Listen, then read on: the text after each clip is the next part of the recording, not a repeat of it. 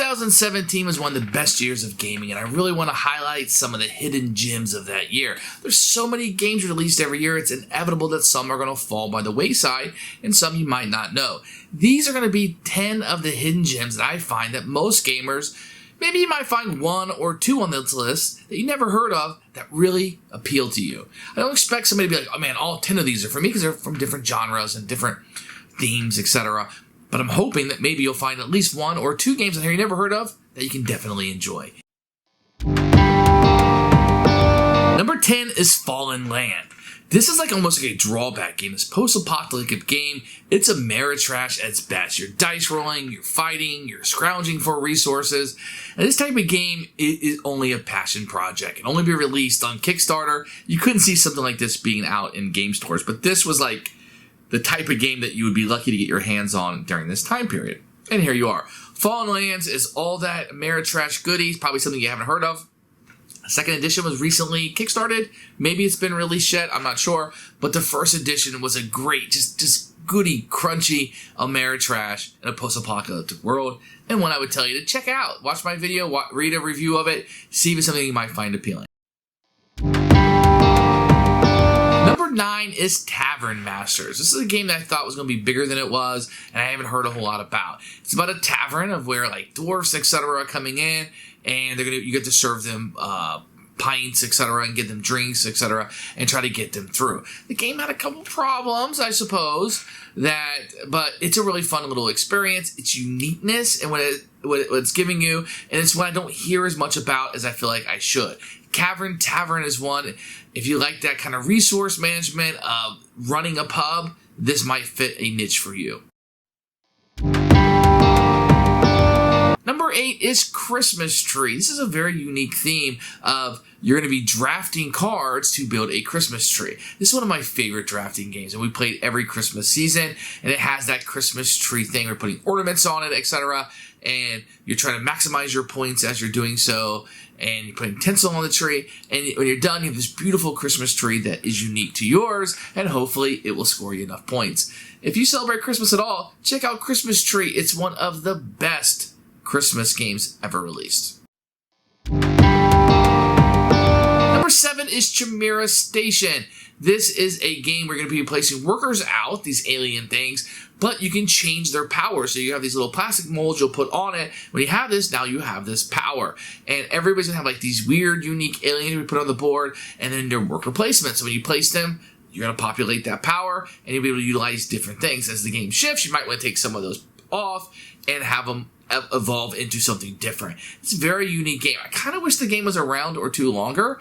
I really enjoyed this game a lot. Team G always put out great components, and this one really is great. I'm surprised it never had a republished, because it's a very good game, and one that probably didn't sell as well as we had hoped it was. But this is one that if you missed it, check it out, Chamra Station. Number 6 is Dragon's Gate College. This is one by the look of the game is just blah. I was like, wow, and I had this game, and I almost just got rid of it without even playing it. I was like, you know what? Let's try it out, see what it is. Maybe it's a Harry Potter knockoff, whatever. No, this game is really fun with the dice placement and how you're manipulating those dice and putting things out. This is a really good game, and I really feel like if it had a different presentation, the box art was a little bit more vibrant and colorful, that this game would really hit a space for a lot of people. I really hope, and probably the most on the list, I hope this one gets a re-release with a new theme, a new artwork, a new look, and I feel like all those things that kind of hold the game back, because this is a phenomenal game. Perhaps the best game on this list. It's really unique in its representation, and I don't think people had even heard of it or even know it was in the bargain bins forever. This is a really good game. Check it out.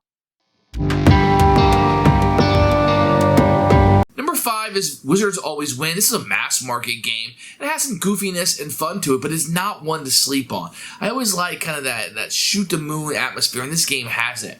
If you're looking for something to play with your kids or a party game kind of atmosphere, it's not really a party game, but kind of that atmosphere or family weight game, Wizards Always Win is a huge hit for us whenever we bust it out, and one I recommend that you check out. Number 4 is Mini Park. It's like a little Japanese tile-laying game that I got at Dice Tower Con. They had brought some imports in, and it's about tile placement and building this park up, and And you have all these options of how things will score, like cats and benches and trees and dogs, etc. And you kind of got to get these scoring cards that will direct where you want to go. But you don't want to get them too early. You want to build your park up. Okay, I can score this. Let me grab this. But you hope you grab that before somebody else drafts it or just drafts it because they want it too. So this whole thing of like, I'm building my park. I need to get it the way I want. But I also need to grab the scoring cards and pull that in. Very light, very simple, very quick to play. But one, it never got an English release as far as I know, and one that's fairly decent little tile-laying game, and one you might want to check out. Number 3 is Fire of Eelen. I think that's how you pronounce it. This looks like a Super Nintendo 16-bit board game. That's what it really feels like Legend of Zelda, the board game. And it's a cooperative game. You can play solo, which I have done quite a few times. You're going to be going through and trying to find certain things, get into locations, etc. It looks like a dungeon crawl, and I suppose it is, but it's a very small dungeon crawl. Fits in a small box. Like I said, it looks like a 16-bit Super Nintendo game. And it has a real unique charm to it. And every time I play it, I have a very good experience with this one. I don't know why it didn't hit more. It's a fantastic little game, but not every game is going to hit, and this is proof of it. Number 2 is Paramedic Clear. Now, I probably can tell you why this one bombed. Because it's real time. And it has that real time element to it. But it's really fun being a paramedic and having that kind of stress put on you. Okay, I gotta do this, I gotta do it quickly, blah, blah, blah.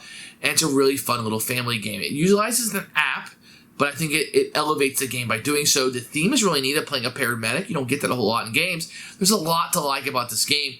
If it's the real time you don't like about it, give it a try at a con. I think it might change your mind. The number 1 hidden gem for 2017 is a game that I champion whenever I can. It's called Shop in Time. And it reminds me of like Price is Right, where you try to get the prices of things and you use your app to scan them so you can find out the price as you're going through and to see if you're correct or how close that you can get to the budgeted number that you're trying to get to. This game is really fun. And those of you who don't like apps and games, get over yourself. This is a front implementation of the app. And I don't think it would work as well without it. If I had to look at everything and flip it over and blah, blah, blah, I can memorize it. No, the app is going to scan it just like you're at a register. It's really fun and thematically integrated into this game. Excellent. Shop in Time.